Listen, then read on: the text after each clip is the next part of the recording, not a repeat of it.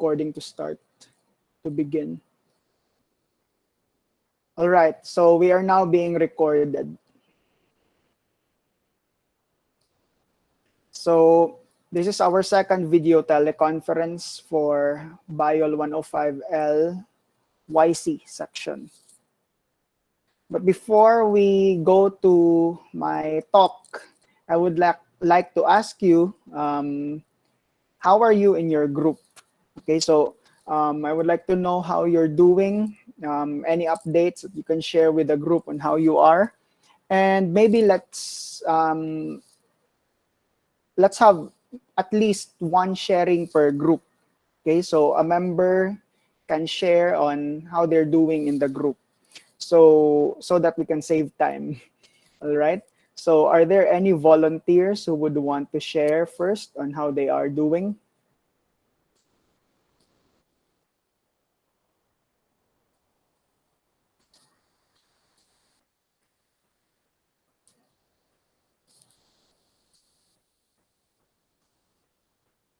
No volunteers? Then I will be calling by group.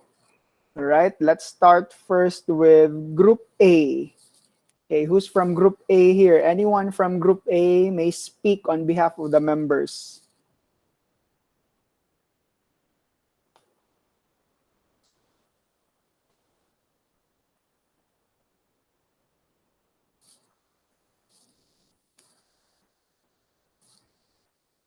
No one from Group A? Okay, I will call a random person from Group A.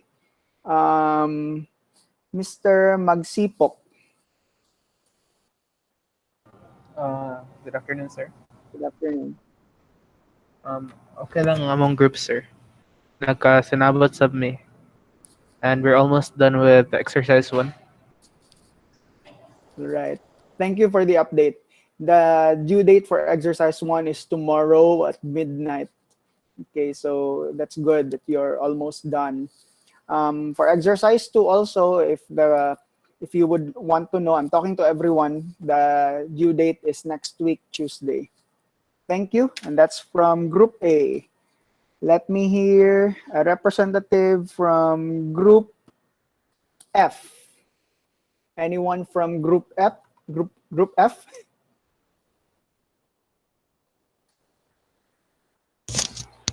Hello, everybody is communicating, and I guess kana lang important for us, and nagkasinabot raman hinuon tanan, and everybody did their part for the lab report.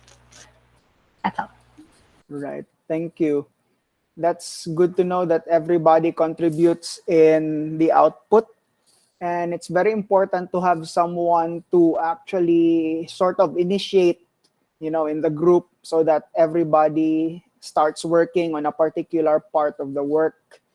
I did not assign any leaders in your grouping because I would want it that you yourselves will be able to sort of just step up and siguro volunteer to sort of guide the group. And we're not talking about permanent leaders here. For example, in this week's activity, one member can be the leader, can be the initiator, and then in the next week's activity, it can be another member. So that's what we want to happen. Thank you very much from Group F. Next, from Group B, Miss Navales.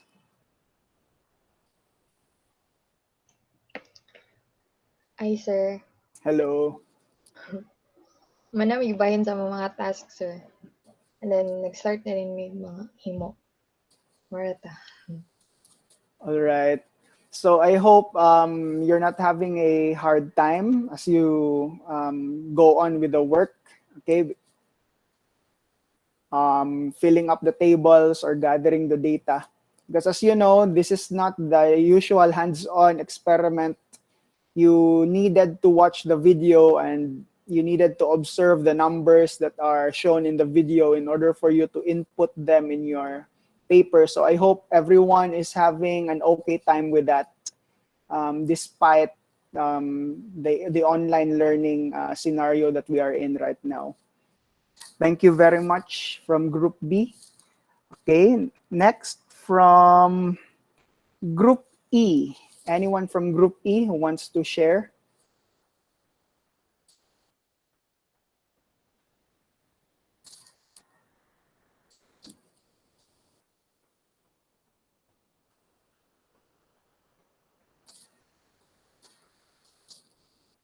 Anyone from Group E? I'll be calling someone from Group E, Miss Antique.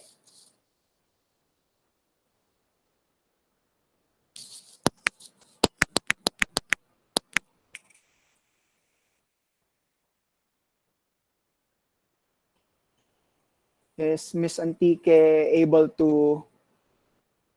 Miss Antica, are you able to use your microphone? I would like to hear updates from your group, and maybe you could represent your group.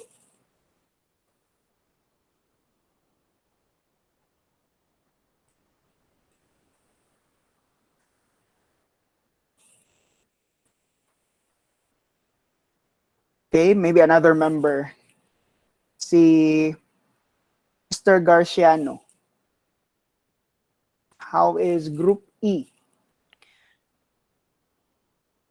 Good afternoon, Good sir. afternoon. Ang grupo kay okay ra siya, sir, dayon hapit na sad mi mahuman sa exercise 1.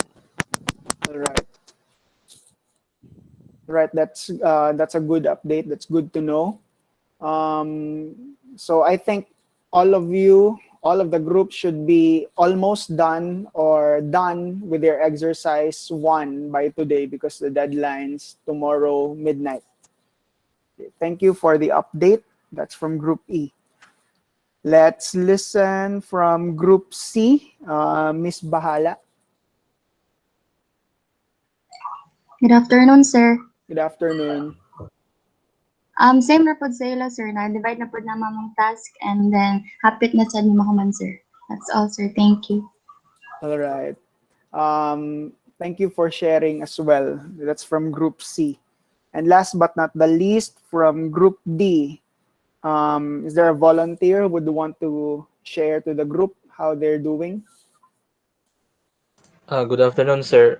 Afternoon. For our group, we already communicated with each other and we already started doing our assignments and we updated each other on the progress of our work. And so, yeah, we're hopefully gonna finish it before deadline. All right, that's good to know. Thank you for the update from Group D. Okay, so this is for all the groups. Just a sort of encouragement. If there's a problem within your group, whatever the nature of that problem is, it's, for example, you have a hard time communicating with a member because maybe perhaps of internet connection, etc. Please inform me also. You may inform me through messaging, through eLearn, or even through Messenger, so that I might be able to help you with your problem in the group. Okay, so that's good to know that everyone is more or less on the same footing right now at this point in time.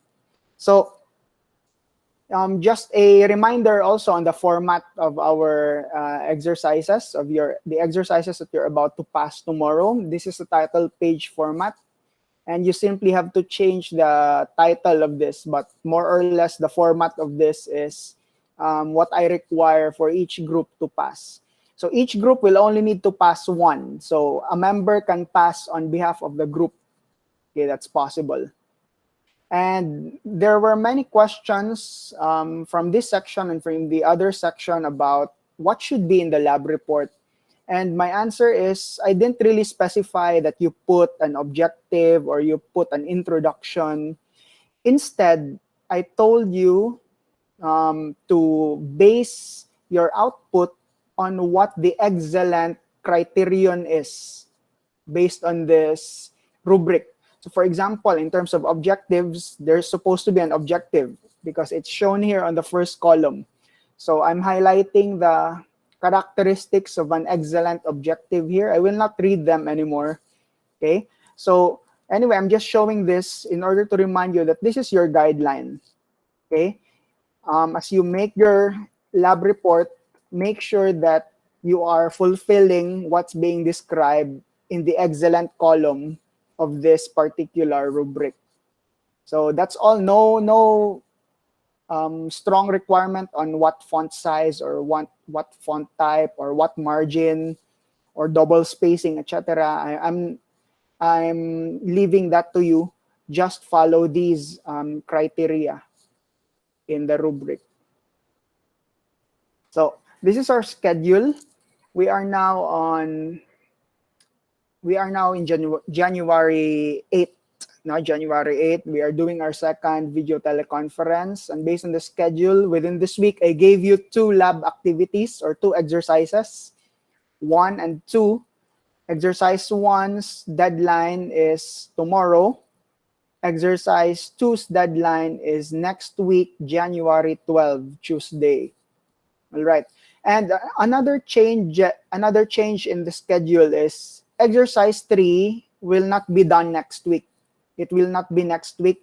Instead, we will be moving exercise 3 to the week of January 18 to 23. So you have a breather next week, okay?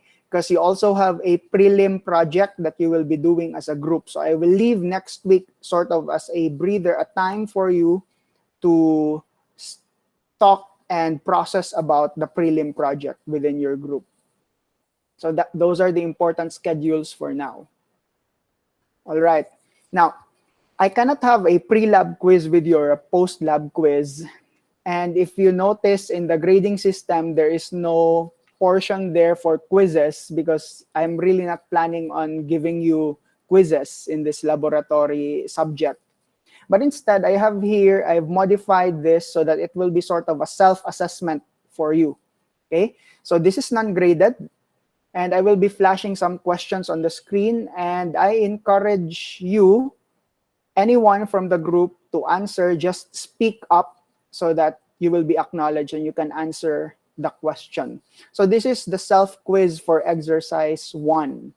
Okay? So meaning to say, if there are questions here that you do not know the answer of, you need to review back on exercise 1. So let's start. How many microliters are there in 1 milliliter? Anyone from the group? 1,000, sir. 1,000. 1,000. Yes, that's correct. All right, there are 1,000 microliters in 1 milliliter. What about this? How many milliliters are there in 1 liter?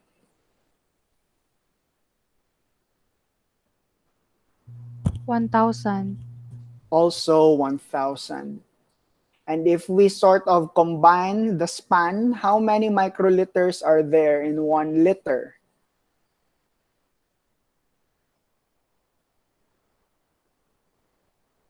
1,000,000, sir. All right. So that's 1 million. Okay, so you just sort of, the easy way is you just combine the number of zeros in the 2 1,000s, and then you have 1 million. So we are talking about microliters here because exercise 1 was about measuring volumes that are significant in our laboratory activities, and those volumes are very minute in quantity. So you need to use a unit of measurement, a prefix that would denote very small amounts of volume. That's the micro, okay? That's the smallest that we can go to right now in our class, in our laboratory exercise. And this is the apparatus. What is the name of this apparatus?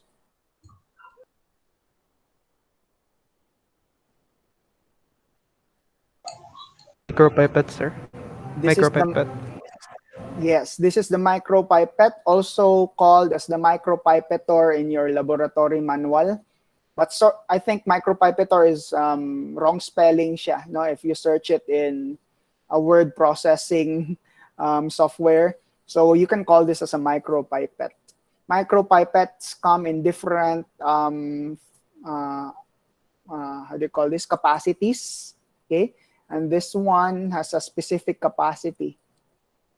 And these are the parts. Who can name the parts? Number 5. Plunger, sir. That's the plunger. What's the use of the plunger?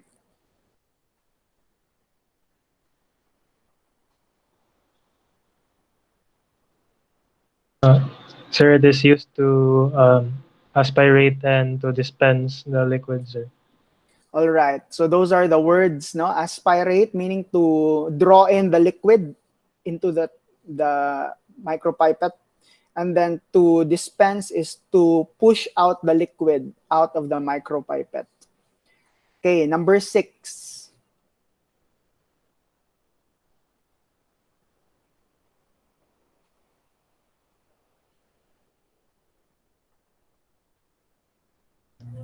Tip ejector plunger, sir. All right. So this is the tip ejector. Of course, it ejects the tip. Okay, that's the function. And number 7.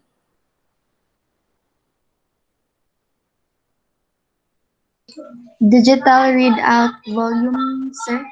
Okay, Or digital volume readout. All right. But I have sort of a concern with the word digital because digital means it's electronic, but this one is adjusted manually. You know, when you rotate that portion of the plunger, there's a portion there that you rotate so that you can adjust this volume readout. So it's not really digital, although even if the lab manual says it's digital, it's not digital. It's sort of analog. Okay, that's the opposite of digital, analog, because you manually adjust it. But you're correct. This is the volume readout. Number 8.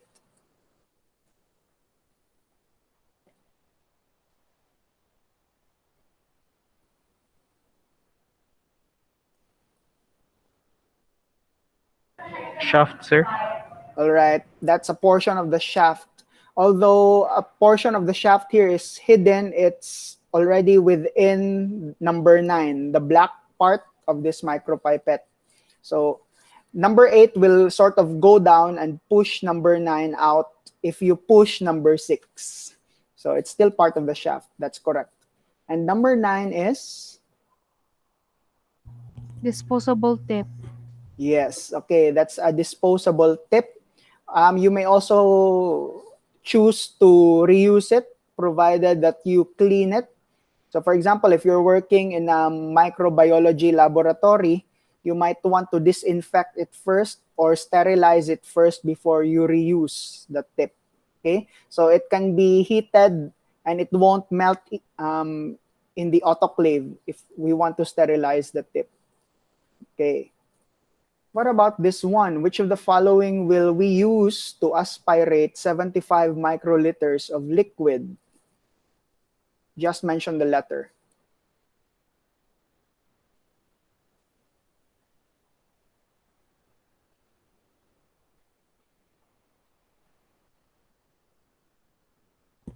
P100, sir. All Letter right. D. All right. The names of the micropipettes, as you see here, P, P2, P10, etc. The number indicates the maximum capacity. Okay, so therefore P2 may hold only up to 2 microliters. That's the maximum capacity. And P1000 up to 1 ml and P100 up to 100 microliters. So 75 microliters fall within P100, all right? Because P20 cannot do that. The maximum for P20 is 20 microliters. That's correct. What about for 120 microliters of liquid? P1000, sir.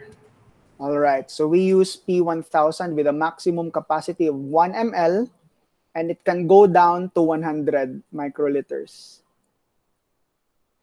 So here we have an illustration of the readout, volume readout. How much volume does this indicate?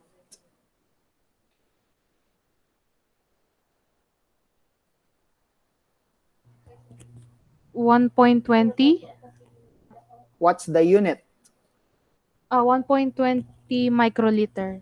1.20 microliters. So before you even read, you look at the type of micropipette. It's a P2. meaning to say the maximum volume is 2 microliters. So this cannot be 12, this cannot be 120, this must be 1.2, okay? 1.2 microliters. Okay.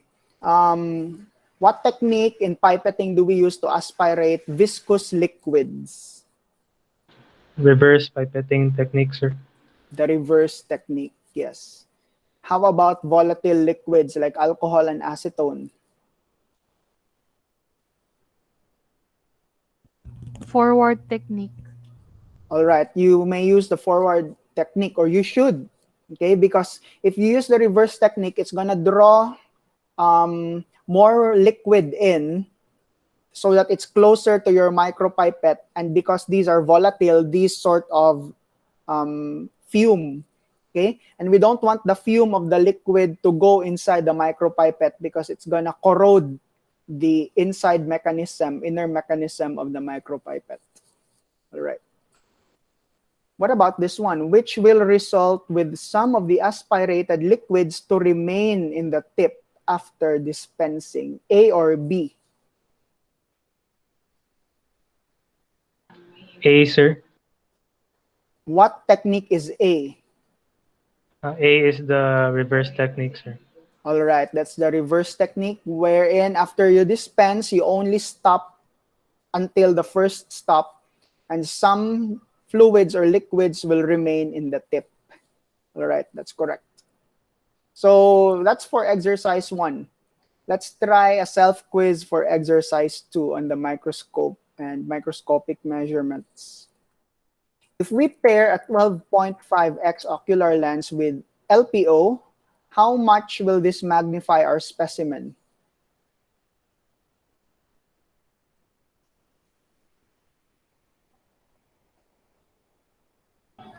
$125 times, sir. Can you tell us how you solve for that? Multiply, sir, the 12.5 in the ocular lens and 10 times man ang LPO, sir. So you multiply ang duha. That's correct. So this system will help or will magnify our specimen 125 times.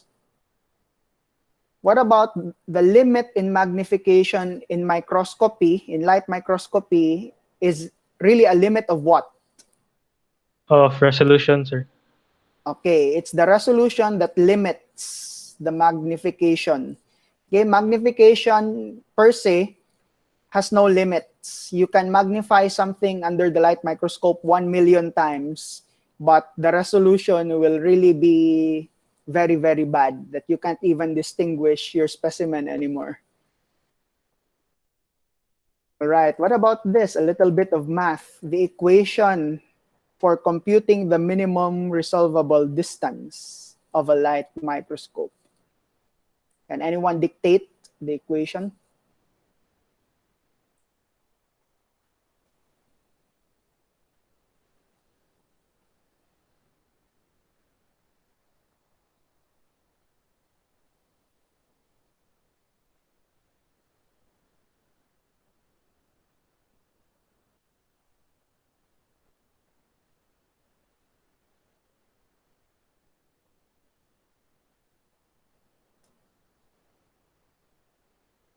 Okay, I'm still waiting.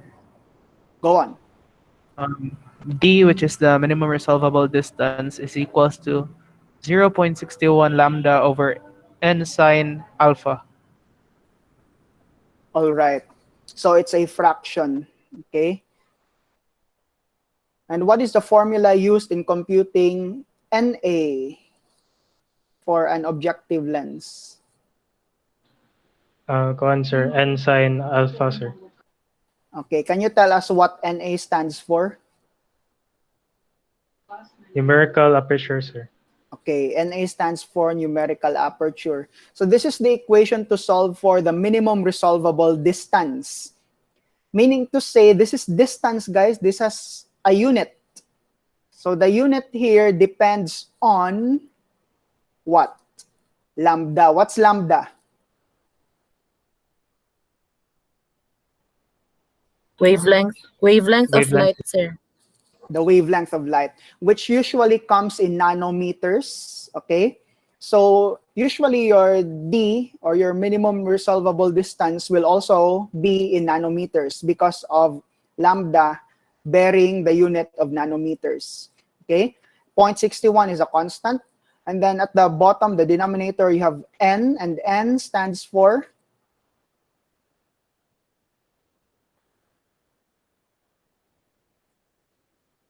It is the Cohen's or refractive index of the medium that is used between the specimen and the objective lens.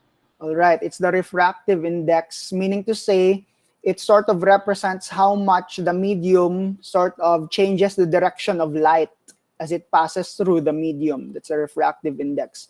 And then we have the sine of an angle, sine alpha. Alpha is the 1/2 of the cone of light that emerges from your specimen and going towards the aperture of your objective lens, right?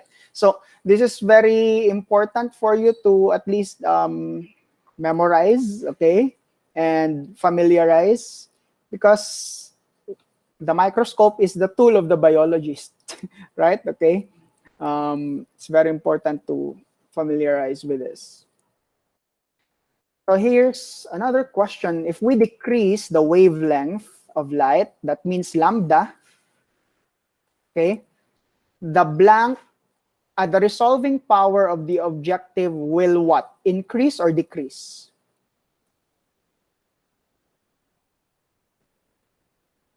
Increase, sir. Increase, yes, okay. If we decrease the wavelength of light, meaning to say instead of using red light, which has a very long wavelength, you choose to use blue or violet, it's going to allow you to see finer details through your objective lens. It will increase the resolving power. And what about this statement? Decreasing the wavelength of light will increase or decrease the minimum resolvable distance of an objective.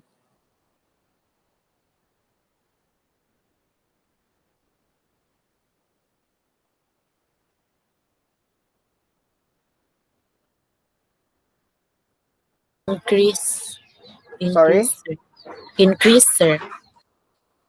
Increase the minimum resolvable, meaning to say it's gonna make it a bigger value. That's what you meant by increase, right?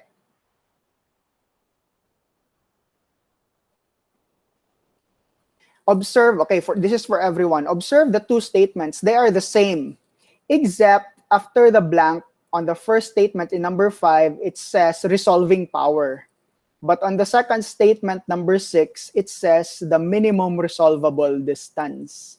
So the answer in number 5 a while ago was increase the resolving power. That's correct, because it's gonna allow us to see even finer details.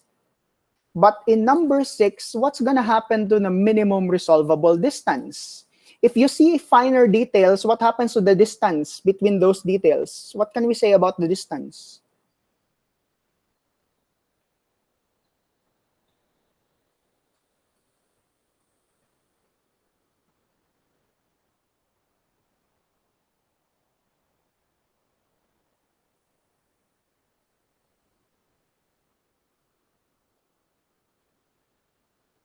Smaller the eye, sir. Smaller. Yes, so lesser, smaller. Okay, so everyone, please remember this. The greater the resolving power, the lower the minimum resolvable distance. Diba? Mas finer ang makikita mo under the microscope. The lower the resolving power, the higher the minimum resolvable distance. Meaning to say, you will only see the bigger things, the bigger parts of the specimen. Okay, so please remember that one. Okay, which one was calibrated in this exercise? Which instrument?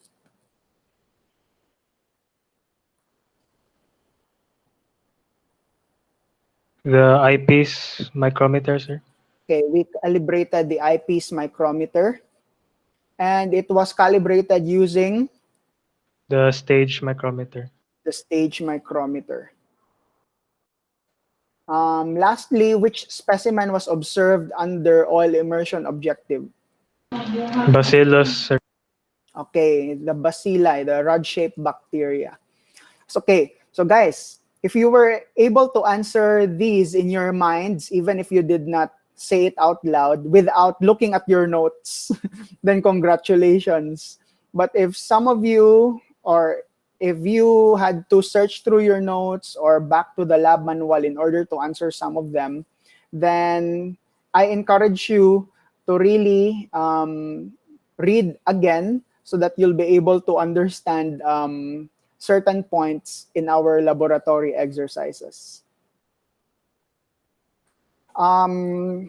This one is from exercise number 1, okay?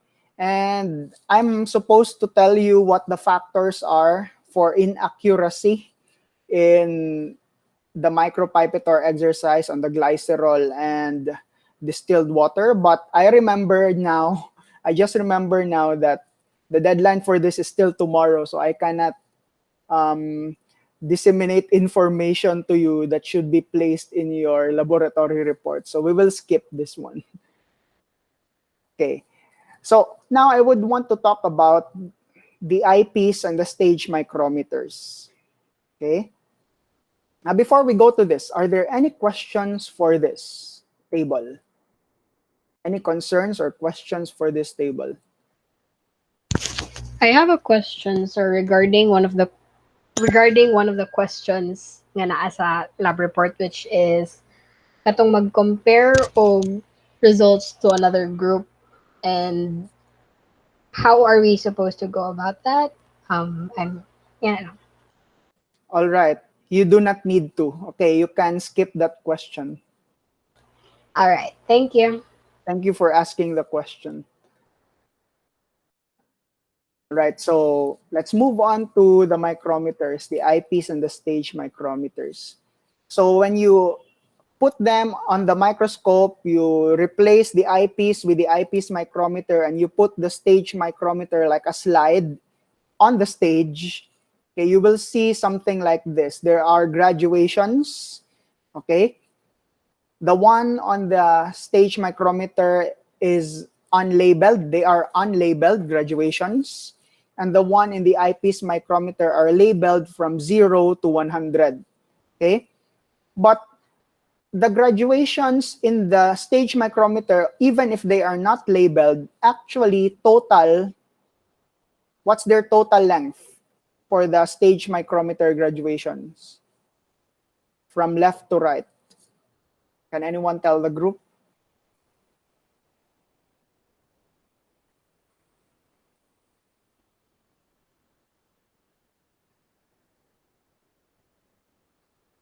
What's 1 millimeter, sir.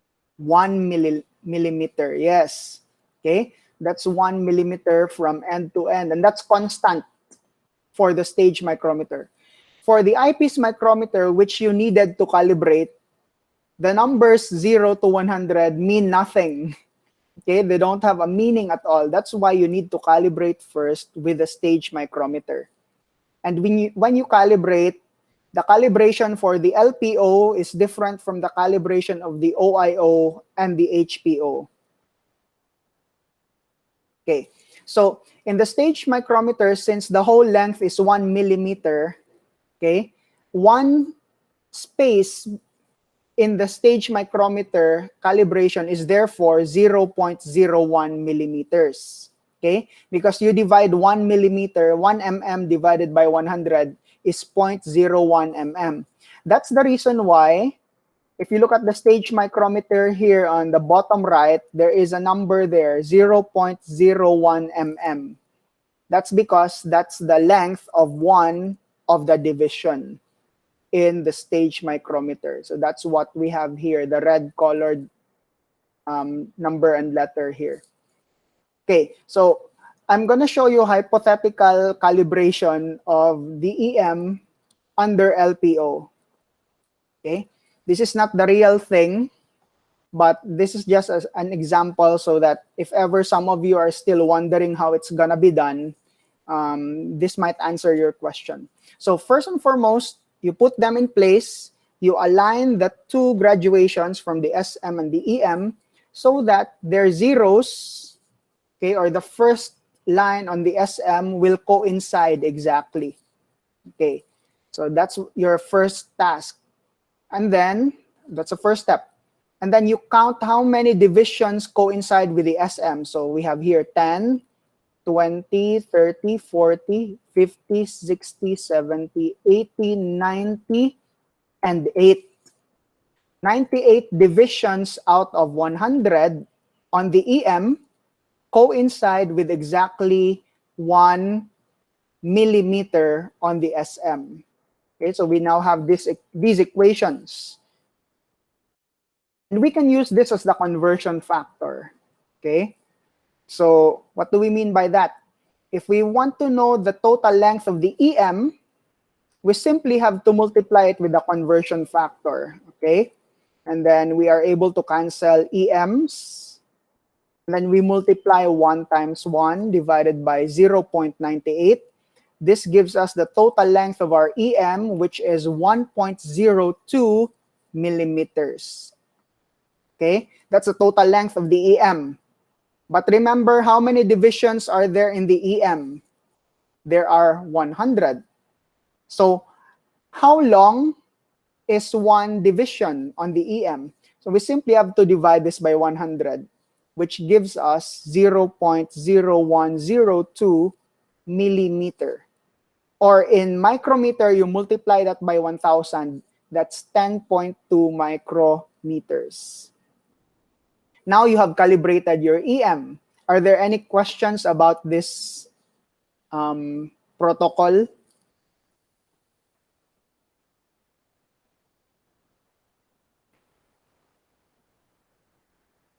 Questions, clarifications?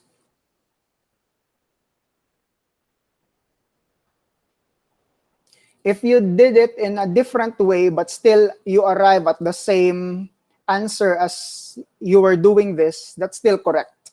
Okay, there are many ways to do this, and I'm just showing you one of the ways.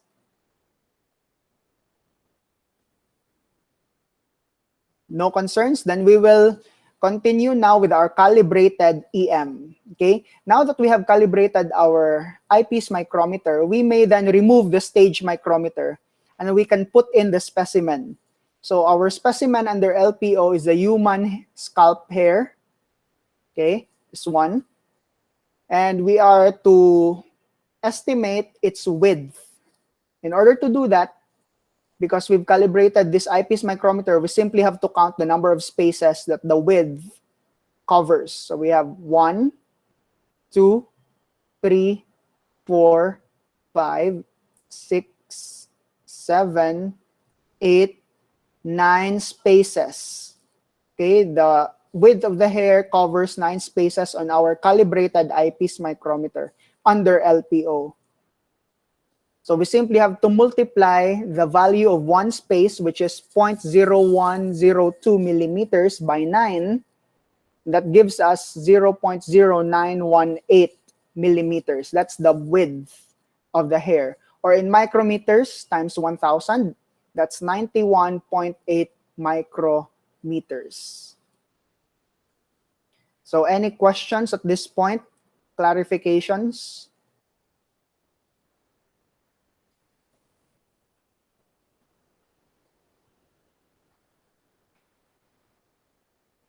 None so far, sir. All right. So let's continue. I think that's the end of my main presentation. Okay. We are now going to go to the announcements. So exercise number 1 is due on January 9, 2021. It's tomorrow at 12 midnight. Exercise 2 is due on January 12, 2021. That's Tuesday next week, 12 midnight. And most importantly, your prelim project, which I've already posted, I hope you've read about it, is due on January 22, 2021. Okay? And next week, as I mentioned a while ago, earlier, when we talked about the schedule, you will not have any exercises to do next week. Instead, it's sort of a time for you to talk as a group on what your answers are for the prelim project. So I'm going to discuss for the remaining presentation what the prelim project is about. Okay, so in this project, I really want you as groups, okay, to be able to design your own protocol or method in solving a problem in the laboratory. Okay, because a good exercise here is actually exercising your knowledge on how to use the microscope or how to use the micropipette so that you'll be able to solve a problem. Okay, that's the point of this prelim project. So there's a situation that's given to you, and each group is to provide a methodology in order to solve the situation's problem. Take note, there is no one correct answer here. Meaning to say, group 1 can have a different methodology from group A can have a different methodology from group G, but they are still both correct. That's possible. Okay? So you're going to make a methodology, and what's the format? Letter A, it should be numbered in steps and procedures. Okay? So make the statements brief and straight to the point. Okay, do not be too wordy about it. And letter B, you are going to interpret your steps and procedures into a form of schematic diagram.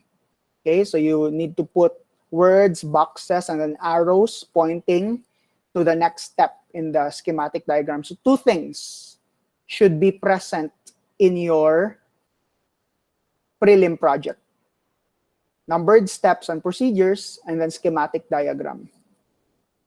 So what is the problem? The problem is, in your group, you are provided with homogenized cells. No? These cells are in a suspension, meaning to say they are sort of mixed in a liquid, and they are evenly distributed in the liquid.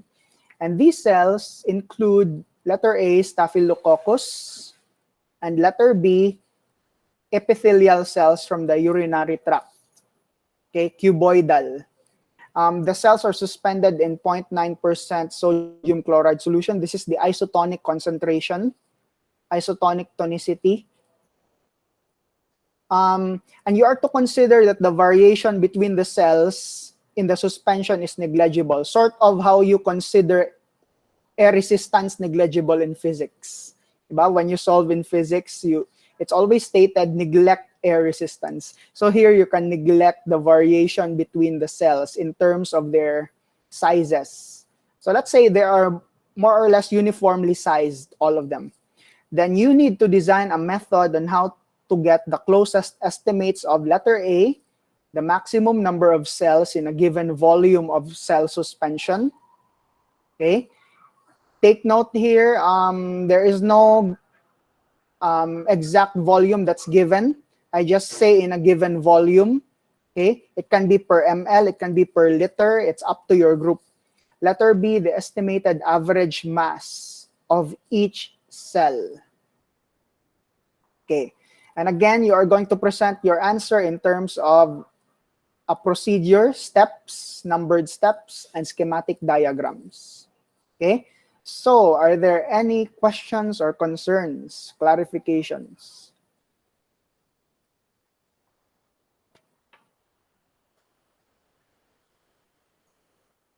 So, sir, another question, sir. Yes. The one that we will submit is only composed of procedure and the schematic diagram, no? Yes. No need for like objectives and observation. Oh, wala man. So more No on need. kana lang. Okay, sir. Sige, sir. Yes. Thank you, sir. And of course, as usual, if you get some of your information from a source, you need to cite the source.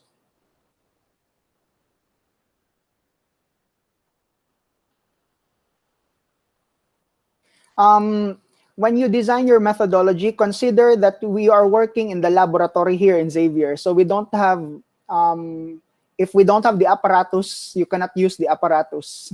So don't include in your procedures, use this particular apparatus, even if it's not found in our lab. So please don't do that.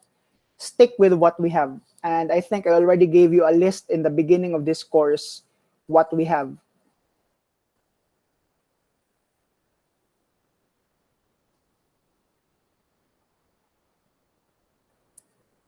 Any other questions, concerns, clarifications?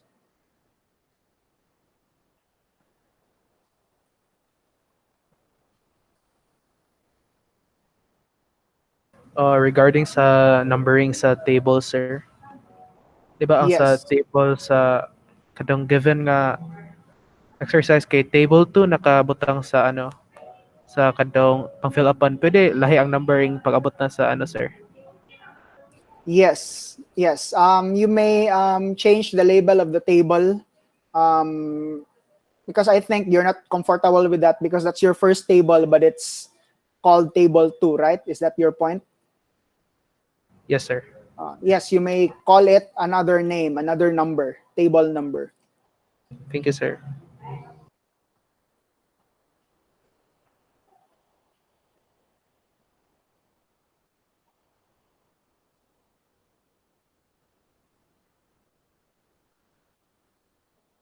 Any other concerns?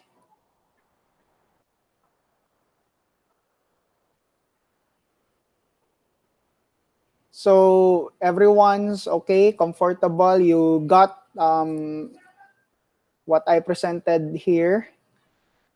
Can we hear from someone, maybe volunteer on what they have learned in this particular video teleconference?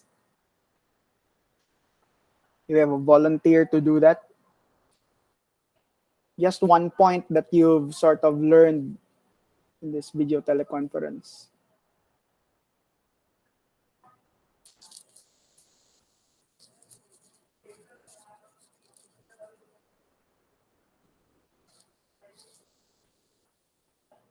Wala. Let me ask Miss Navales. Can you give us one point that you've learned something new from your readings and from this video teleconference?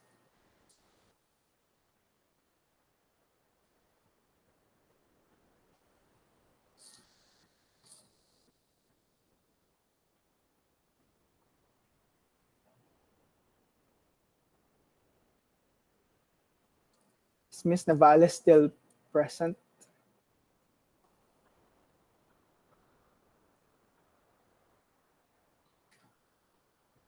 Yes, sir. All right, sige. Ano sa easier ko gikan, sir. Ay,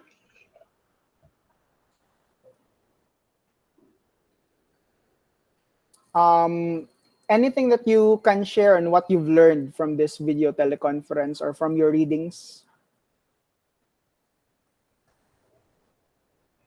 I've learned sa main topic, sir, itong micropipette. And I realized na dagan pa ko wala natun-an kay gamay ra ko maansiran sa questions. Okay, all we need to do is to reread, review, and understand. Okay, I'm sure you'll be able to do that. Thank you for sharing. Next, Mr. Jimenez. Yes, sir. I've learned what I've learned from this meeting is that so I haven't read yet the lab experiment for the microscopes, the use of the compound microscope. So I've learned a lot. Like I think everything that was presented, especially about the stage micrometers, how to calibrate them. So it's my first time hearing about them, and that's what I've learned from this session.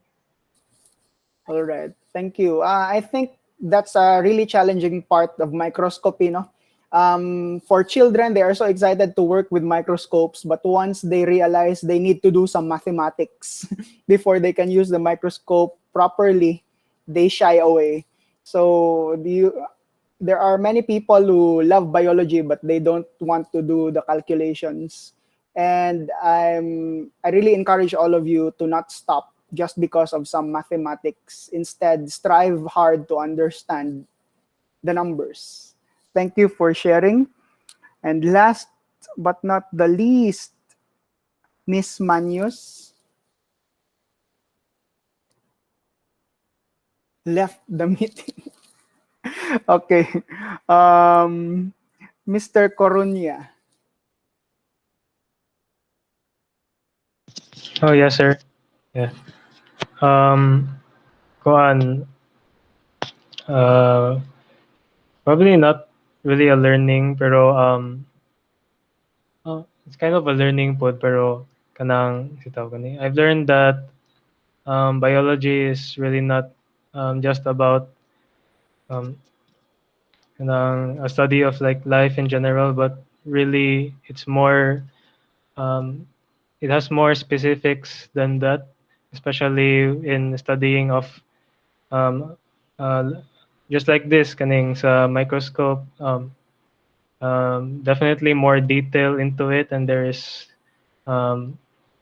as you have mentioned a while ago, there's definitely some mathematics into it, but yeah, it doesn't really. It's not really supposed to slow any one of us down. So yeah, more na siya. Thank you. Thank you. So in fact, it won't stop there. I don't know if any one of you had biophysics already, or in chemistry, there's mathematics. So we really need to embrace it. In order for biology to move forward, there needs to be some sort of intermarrying with the other disciplines like mathematics, physics, and chemistry. So I think with that, we can dismiss already this particular meeting. And I thank you all very much for joining this meeting, for spending time to join this meeting. The recording of this meeting will be posted later on in our course wall, and I will notify you when it's ready to be viewed. So thank you very much, everyone, and have a productive day ahead. Thank you, sir. Thank you, sir. Thank you, sir. Bye, sir.